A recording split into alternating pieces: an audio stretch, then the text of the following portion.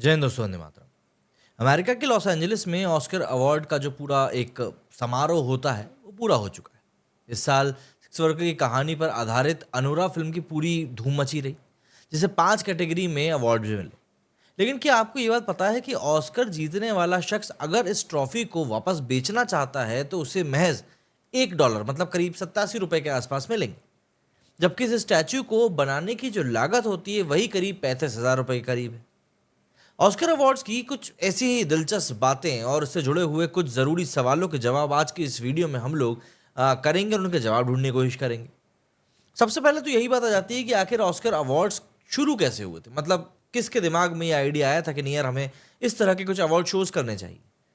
जो बात 1927 की है, जब अमेरिका में एमजीएम स्टूडियोज के जो मुखिया थे लुइस बी मेयर ने अपने 3 दोस्तों actor Conrad Nagel, director Fred Niblo और फिल्म मेकर फीड बिडस्टोन के साथ मिलकर एक ऐसा ग्रुप बनाया था और एक ऐसा प्लान बनाया था एग्जैक्टली जिसमें कि पूरी इंडस्ट्री को फायदा मिल सके। साथ ही एक ऐसा अवार्ड शुरू करने का सोचा था जिससे कि फिल्म मेकर्स को मोटिवेशन मिले। इस आइडिया को आगे बढ़ाने के लिए लोगों को जोड़ना जरूरी था। इसी के लिए लॉस एंजलिस के विल्टमोर होटल में एक डिनर रखा गया, जिसमें हॉलीवुड के 36 सबसे नामी लोगों को बुलाया गया। उनके सामने academy of motion pictures of art and sound AMPAS बनाने का एक प्रपोजल रखा गया। सारे लोग राजी भी हो गए। ऐसे में मार्च 1927 तक इसके जो ऑफिशियल्स थे वो चुने गए। इसमें हॉलीवुड एक्टर और प्रोड्यूसर डगलस फेयरबैंक्स को अध्यक्ष बनाया गया।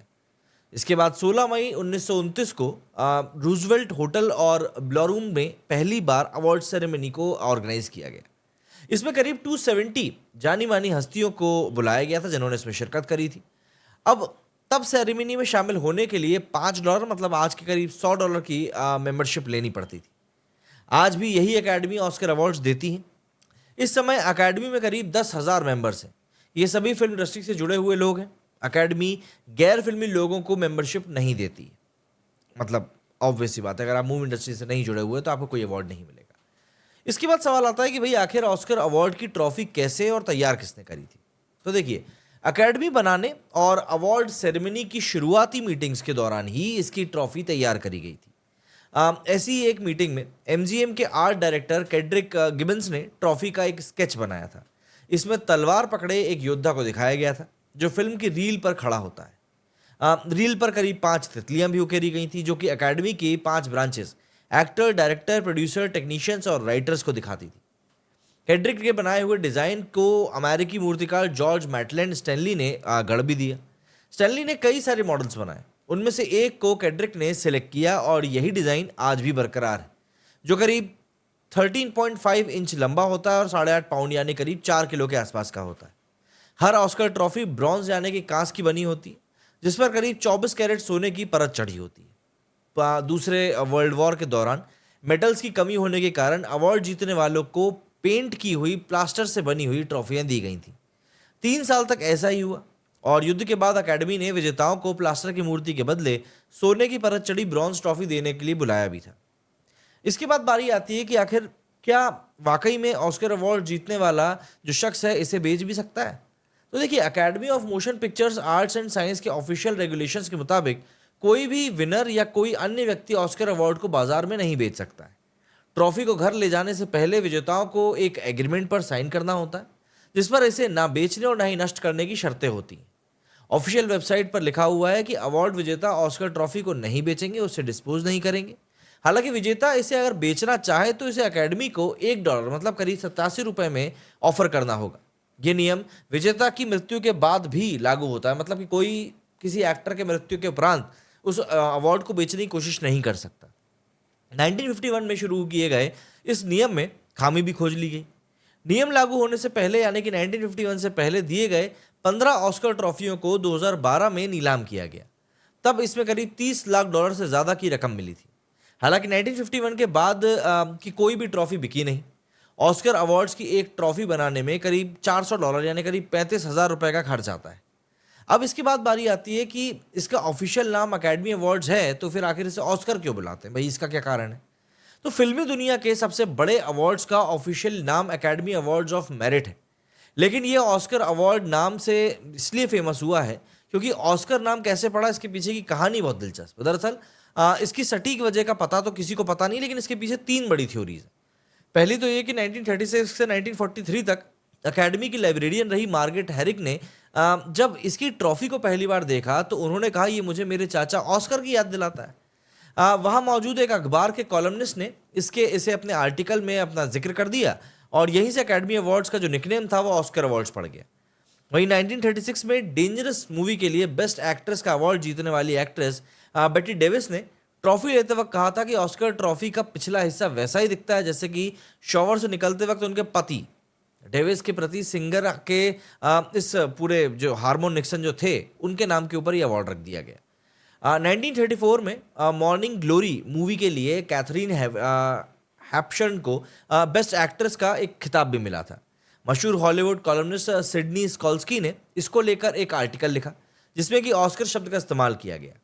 ऐसे में 1975 में अपने मेमोयर यानी कि don't get me wrong I love Hollywood में स्कॉल्फी ने लिखा था कि ये गलत नाम तब सामने आया जब उन्हें इसके ऑफिशियल नाम स्टैचुएट से निराशा हुई थी। तो इसी अलग अलग कहानियां हैं, लेकिन अब असली कहानी कौन सी है ये तो भैया क्या ही बताएं। वहीं ऑस्कर अवार्ड जीतने वालों के नाम जो होते हैं वो सीलबंद लिफाफे में क्यों रहते हैं, इसके पीछे भी कहानी है। शुरुआत में अवार्ड जीतने वालों के नाम सेरेमनी से पहले ही सख्त प्रतिबंध के साथ प्रेस से साझा किए जाते थे, लेकिन 1940 में यह परंपरा टूट गई। दरअसल इस साल लॉस एंजलिस टाइम्स ने अवार्ड्स के ऑफिशियल ऐलान से पहले ही विजेताओं की लिस्ट को लीक कर दिया। इसके बाद से विजेताओं के नाम सीलबंद लिफाफे में रखे जाते हैं, जिसकी जिम्मेदारी अकाउंटिंग फर्म PwC को मिली हुई है।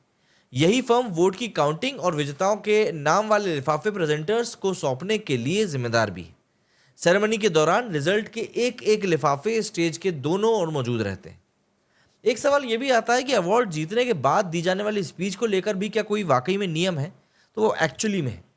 दरअसल ऑस्कर अवार्ड जीतने के बाद दी जाने वाली स्पीच के लिए 45 सेकंड का वक्त तय है। 25 फरवरी को लॉस एंजलिस में डिनर के लिए इस साल के सभी ऑस्कर नॉमिनी एकजुट हुए। इस दौरान अकेडमी की प्रेसिडेंट जेनेट योंग ने सभी से अपनी स्पीच को छोटा और 45 सेकंड में खत्म करने के लिए कहा। ऑस्कर स्टेज पर अब तक की सबसे लंबी स्पीच एक्ट्रेस ग्री गार्सन ने दी थी।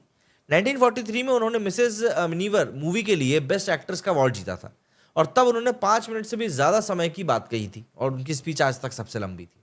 वहीं सबसे छोटी स्पीच एक्ट्रेस पेट्री ड्यूक ने दी थी 1963 में। उन्होंने द मेरिकल वर्कर्स मूवी में बेस्ट सपोर्टिंग एक्ट्रेस का अवार्ड मिला था। तब उन्होंने केवल थैंक यू कहा था और अपनी स्पीच को ख़त्म कर दिया था।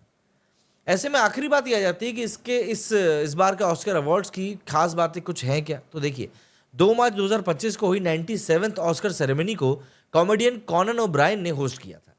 ऐसा उन्होंने पहली बार किया। हालांकि कॉनन ने 2002 और 2006 में एमी अवार्ड्स को होस्ट किया था, लेकिन इस बार के ऑस्कर अवार्ड से जुड़ी हुई कुछ जो बातें निकलकर सामने आई वो कुछ ऐसी हैं कि इस साल बेस्ट एक्ट्रेस कैटेगरी में नॉमिनेट हुई सभी 5 एक्ट्रेस की फिल्में भी बेस्ट मूवी के लिए नॉमिनेट हुई। ऐसा 1977 के बाद से पहली बार हुआ। इस बार ऑस्कर के लिए 2 ऐसी एक्ट्रेस नॉमिनेट हुई जिनकी माओ ने अवार्ड जीता था।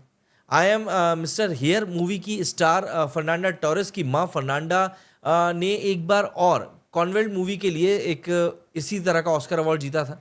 वहीं पर अनेरा मूवी के डायरेक्टर सीन बेकर एक ही फिल्म के लिए 4 ऑस्कर जीतने वाले पहले शख्स बन चुके हैं। इसके अलावा Anora best movie editing, director और स्क्रीन प्ले कैटेगरी में भी नॉमिनी है। नेटफ्लिक्स की एमिलिया पेरेज मूवी को सबसे ज़्यादा 13 नॉमिनेशंस मिले। ऐसा करने वाली ये पहली नॉन इंग्लिश लैंग्वेज में मूवी बनी है। इसके बाद द ब्रूटलिस्ट और वीकेंड को 10-10 नॉमिनेशन मिले। वहीं द 688 मूवी के द जर्नी सॉन्ग के लिए बेस्ट ओरिजिनल सॉन्ग कैटेगरी में उस सिंगर के डायन वॉरेन को नॉमिनेशन किया गया है। तो ऐसा है कि ऑस्कर वाकई में एक ऐसा अवार्ड है जिसको कि दुनिया के हर एक मूवी से जुड़ा हुआ इंसान जीतना चाहता है, और इंडिया भाई बदकिस्मती है कि इस साल भी कुछ नहीं हो पाया इंडिया का।